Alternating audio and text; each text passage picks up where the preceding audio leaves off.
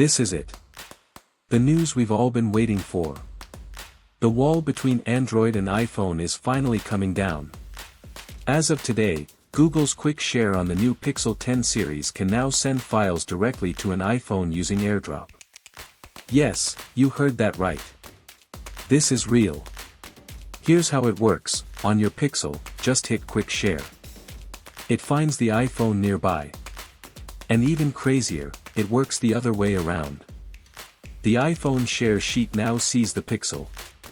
The Pixel gets a simple Quick Share request to accept the file from the iPhone. It's seamless. This is starting with the Pixel 10 family and rolling out soon. This changes everything.